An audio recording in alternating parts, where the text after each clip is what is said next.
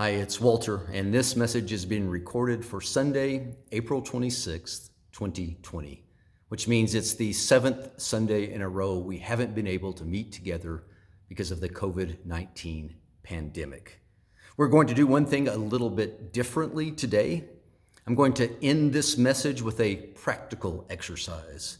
And in this practical exercise, you'll need to have some paper and a writing instrument. So if you don't have those things handy right now, just pause the video, go get what you need, bring them back. I promise I won't go anywhere. I'll see you in a minute. Okay, now you have your writing tools. Let's get started with a question.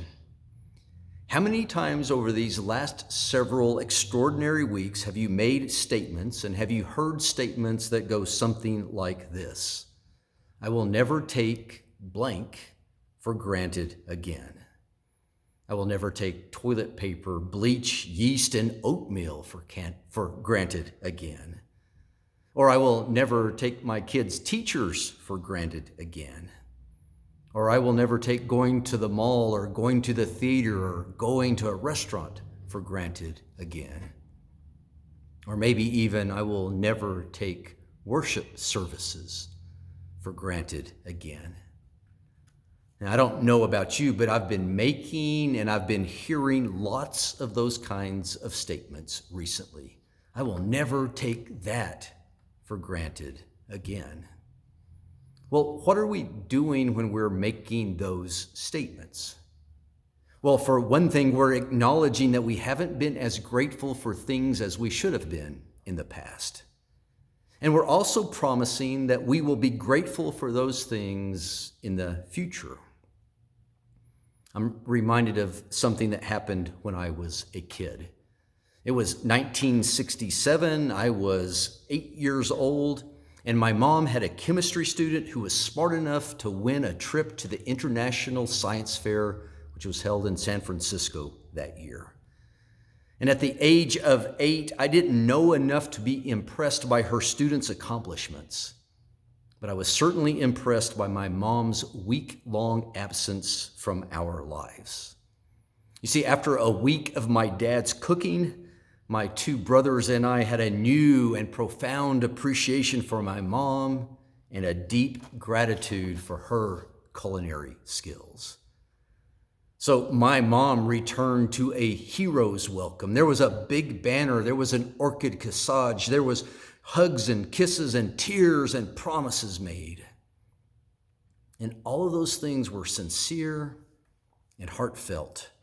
We were so grateful to have her back.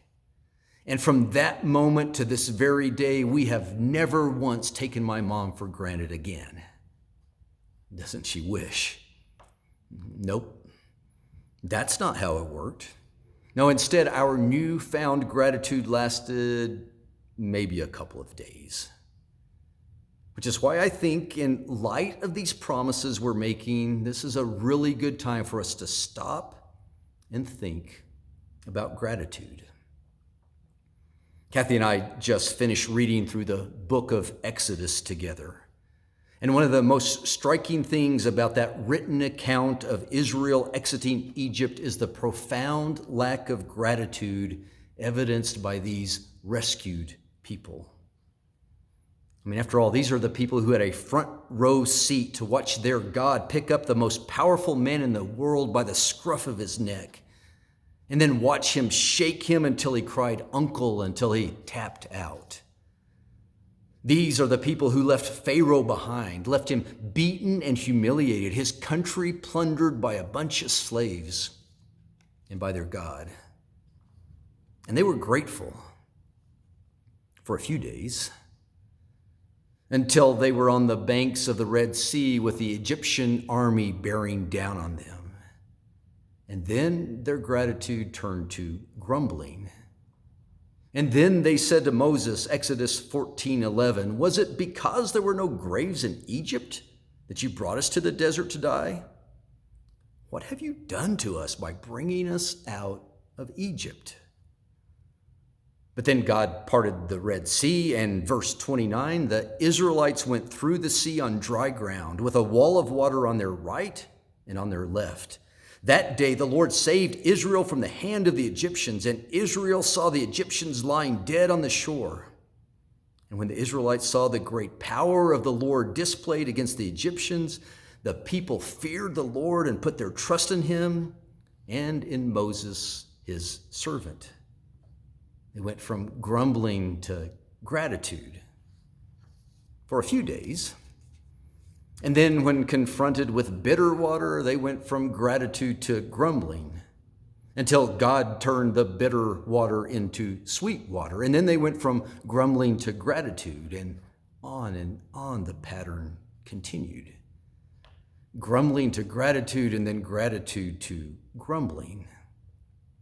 And when I read their story, I'm really tempted to identify with Moses and point my finger at all those ungrateful people who take me and what I do for granted. But then I realize that I'm really more like the Israelites. I'm still that 8-year-old boy who spends too much time in grumbling and not enough time in gratitude. Which is why I think it's a really good time to stop and think about gratitude. It's a really good time to stop and think about gratitude, because promises to take things for granted never again are promises that are really hard to keep. Which is probably why Paul's letters are full of reminders about the importance of gratitude. I'm just going to highlight the book of Colossians. Colossians is a short letter that Paul wrote. It's only 4 chapters long, but in those 4 chapters, Paul manages to include 4 gratitude reminders. In chapter 1 and verse 14, he reminds them, and certainly reminds us, that we should never stop joyfully giving thanks to the Father, who has qualified us to share in the inheritance of the saints in the kingdom of light. Never stop joyfully giving thanks to the Father. And then in chapter 2, beginning in verse 2, he exhorts us to continue to live in Christ, rooted and built up in him, strengthened in the faith as we were taught, and overflowing with thankfulness. Overflowing with thankfulness. And then in the 3rd chapter, starting in verse 16, he encourages us to let the peace of Christ rule in our hearts, since as members of one body we were called to peace, and be thankful. Let the word of Christ dwell in us richly as we teach and admonish one another with all wisdom, and as we sing psalms, hymns, and spiritual songs with gratitude in our heart. Gratitude in our hearts. And finally, in chapter 4 and verse 2, Paul simply calls on us to devote ourselves to prayer, to being watchful, and to being thankful. So why all this focus on gratitude? Why is gratitude so important? Well, gratitude is so important because gratitude is at the very heart of worship. Gratitude is at the very heart of worship. What does that look like? Well, it looks like this. You see, gratitude brings about humility. When we are grateful, what we're doing is we are acknowledging that we have needs that can only be met by someone else. True gratitude recognizes that everything that I have, even my life and breath, everything that I have is a gift. All I possess are mercies from God. That's genuine humility, recognizing that everything I possess is a gift from God. And where does that take us? Well, that realization can only take us to our knees.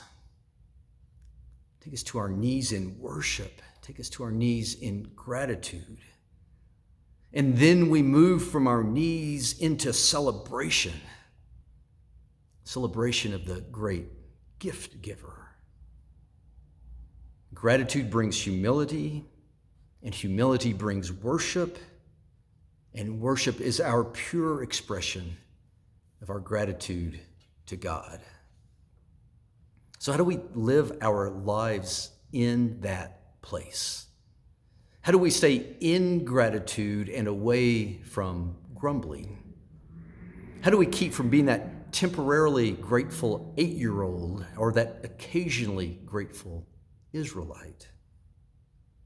How do we keep our promises to never take things for granted again? Well, we start by recognizing that there are enemies of gratitude, and then we fight against those enemies. I'm going to give you 3 enemies of gratitude that we have to fight against. The number 1 enemy of gratitude is simply speed. It's the pace of our lives. When we move through our lives too quickly, we fail to recognize and appreciate the gifts that are right in front of us. It's like your 4-year-old grandchild opening gifts on Christmas morning. They're in such a hurry to open each gift and then move on that they fail to appreciate each gift as it's right in front of them. Enemy number 2 is abundance. We live in a place and time where we have so many gifts that we have a hard time appreciating any one gift. We're that 4-year-old on Christmas morning, too many gifts in front of us to appreciate any one gift. And then the third enemy is simply familiarity. It's the mom effect, right? We tend to take the gifts that are always there, the gifts that are always constant, we take those gifts for granted. And any gift that we take for granted, we lose our gratitude. So what do we need to do? In this time when we're slowed down and we're making promises to never again take things for granted, what do we need to do to actually keep those promises? Well, number 1, to keep those promises, we need to slow down. And as we slow down, we need to savor the gifts that are in front of us. We need to look at them, touch them, taste them, appreciate them as the gifts that they truly are. And then number 2, we need to recognize that there is no such thing as an old gift. And God's gifts are new every morning.